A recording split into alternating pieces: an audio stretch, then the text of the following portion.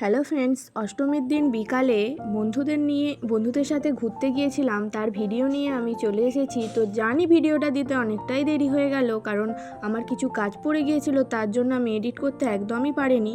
তো আমরা 3:30টার সময় চলে গিয়েছিলাম ঠাকুর দেখতে। গিয়ে প্রথমেই আমরা প্যান্ডেলে বসে গেছি।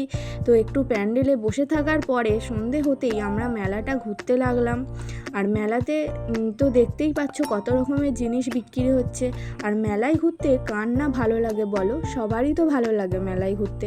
তো এখান থেকে আমরা একটা ফ্যান নিয়েছি। এই ফ্যানটা পেয়েছি আমরা 100 টাকায়। তো দেখলাম ভালোই চলছে। তো তারপরে এখানে দেখলাম ফুলের টব, যেগুলো 60 টাকা করে দাম ছিল, তো সেগুলো আমি কিনিনি। তারপরে দেখো এখানে কত রকমের জিনিস বিক্রি হচ্ছে। তো এই দোকানটাতে এসে আমি একটা জিনিস দেখতে পেয়েছি, তোমরাও দেখো সেই জিনিসটা কি। সেটা শ্রীমদ্ ভাগবত গীতা, যেটা ছোট আকারে পাওয়া যাচ্ছে। তোমরাও কিনে নিও। আমি বলবো এটা খুব সুন্দর একটি বই। আমাদের বড় আছে তাই আমি নিলাম না। তো তারপর আমি লক্ষ্মীর পাঁচালী দেখছিলাম। লক্ষ্মীর পাঁচালী নিলে ভালো হতো, কিন্তু নেওয়া হলো না। যাই হোক, এখানে যে কিলিপ নিচ্ছি, এইগুলো সমস্ত যেখানে যা জিনিস আছে সব 8 টাকা। তা এখান থেকে আমি 2টো কিলিপ নিয়ে নিলাম।